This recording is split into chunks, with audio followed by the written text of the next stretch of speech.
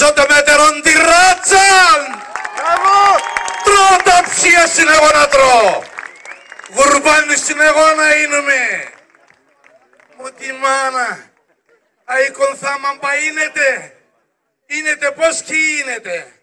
Ώσπου τα έχουμε τε μέτρον την Παναγία. Τε μέτρον την Παναγία σου μελά. Αχ Παναγία σου μελά. Στείλω με το μαντήλις. Στείλω με το μαντήλις. Και με τα ευλογίασης θα φτύνω το καντήλις.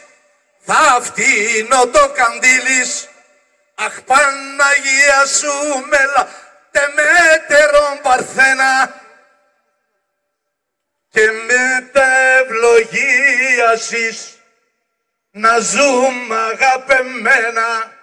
Εσείς από Παδομερέαν, οι Μαυροθαλασσίτες, εμείς ως την Ελλάδαν, ας τον Κάφκασον, ας η Ρουσίαν, να ανταμώνουμε αγαπημένοι και ομονοημένοι και να πορεύκουμε ειρηνικά και δημιουργικά, να παίζουμε τα κεμεντιαζίδες ημούν, να τραγωδούμε τα τραγωδίες ημούν. Αλλά είναι πολύ δύσκολο να μην αναφερθώ και να ευχαριστήσω από καρδιάς έναν Έλληνα ποντιακής καταγωγής, έναν Τραντέλενα. Τον ευχαριστώ από καρδιάς, τον κύριο Ιβάν Σαββίδη. Θα του είμαι ευγνώμων μέχρι που να πεθάνω. Θα τον ευγνωμονώ. Όχι γιατί με έφερε στην τραπεζούντα.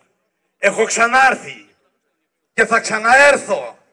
Κελετζίκ, Μπατούμ, Τυφλίδα, Μόσχα, Κίεβο, Οδυσσό και να και πάλι εδώ, όλοι ανταμωμένοι.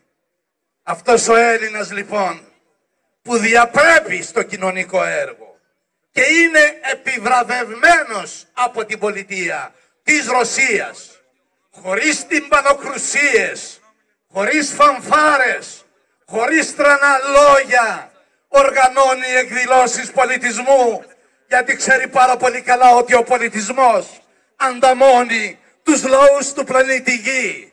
Στην προκειμένη περίπτωση ανταμώνει τους μαυροθαλασσίτες που κατοικοεδρεύουν εδώ στη Μαύρη Θάλασσα, τους Έλληνες ποντιακής καταγωγής από την Ελλάδα, από τον Κάφκασο, από τη Ρωσία. Τον ευγνωμονούμε από καρδιάς. Και πώς να μην αναφωνήσει κανείς εδώ για εκείνη τη βλογημένη μάνα. Να σαν τη μάνα μου γεννά τα 30 χρονεμίαν, γεννά ιον Τραντέλενον και νύφεν γαλαφόραν. Κανίσιον και γένεσεν, κανίσιον και πήκεν. Σαβίδεν αγιον γένεσεν τον Ιβάν Τεμέτερον Σαββίδη. Θερμή παράκληση κύριε Σαββίδη. Στο μικρόφωνο ένα θερμό χαιρετισμό στο λαό μας. Εδώ, στην τραπεζούντα, στην πόλη της μάνας μου.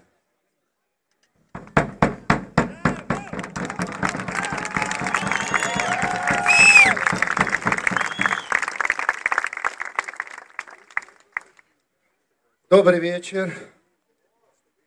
Καλησπέρα σας. Ашхамас Хейр. Лёлсун.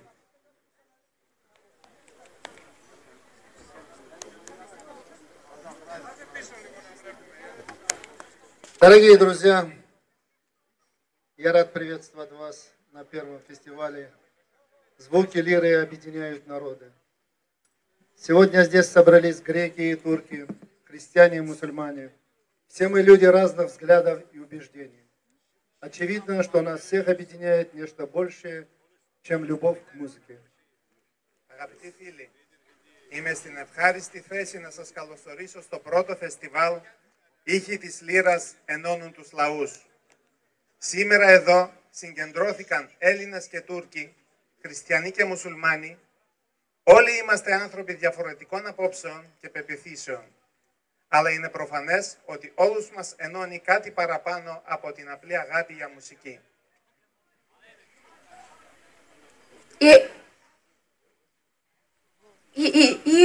akşamlar herkese. Şimdi bugün bu güzel bir festival, Lira Sesleri, uluslar birleştiriyoruz. Bunun için buradayız hepimiz. Hepimiz Rumlar, Ruslar, Türkler, Hristiyanlar, Müslümanlar, hepimiz bazı farklı görüşleri insanlarız ama hepimiz sadece müzik sevgisi değil ama başka bir şey, yani bundan bir şey fazlası bizi birleştiriyor. Воистину, звуки лиры ласкают душу. Πραγματικά οι ήχοι της λύρας αγγίζουν την ψυχή μας, χαϊδεύουν την ψυχή μας. Gerçekten lira sesleri kulaklarımıza çok hoş geliyorlar. Мы живем в эпоху глобализации. На практике это означает унификацию всех процессов экономики, политики и культуры. Другими словами, различия между этносами стираются. Люди забывают свои корни, некоторые национальные традиции утрачиваются безвозвратно. Многие считают, что такой мировой порядок сгладит конфликты между народами. Εμείς ζούμε την εποχή της παγκοσμιοποίησης. Στην πρακτική, αυτό σημαίνει την ομοιοποίηση των διαδικασιών, της οικονομίας, της πολιτικής και της κουλτούρας. Με άλλα λόγια, σβήνονται διαφορές μεταξύ των εθνών και άνθρωποι ξεχνάνε τις ρίζες τους. Μερικά έθιμα εθνικά χάνονται ανεπιστρεπτοί. Πολλοί ονομάζουν τέτοια παγκόσμια τάξη πως θα απαλύνει τις συγκρούσεις μεταξύ των λαών. Şimdi globalizasyon dünyasında yaşıyoruz. Yani kültürde, siyasette ve ekonomide bütün prosesleri birleşik oluyorlar. Yani bazı kültürler, bazı uluslar kökleri unutuyorlar ve yok oluyorlar. İnsanları sanıyorlar ki böyle bir şey, kavgalar ve dünya savaşları yok olacak. Ama böyle değil. Но это не так. Ежедневные сводки новостей тому доказательство. Αλλά αυτό δεν ισχύει. Οι καθημερινές ειδήσεις αποδεικνύουν το αντίθετο. Ama böyle değil ve her zaman haberlerde bunu duyuyoruz. Посмотрите вокруг. Межнациональные конфликты происходят повсюду. В деревушках и мегаполисах, на Западе и Востоке. Самые яркие примеры это Израиль, Ирак, Ливия. А сколько местечковых столкновений, о которых не пишут в газетах. К сожалению, этот список можно продолжать очень долго. Δείτε γύρω σας, διαεθνικές συγκρούσεις γίνονται παντού, στις μεγάλες πόλεις και στα μικρά χωριά, στην Δύση και στην Ανατολή.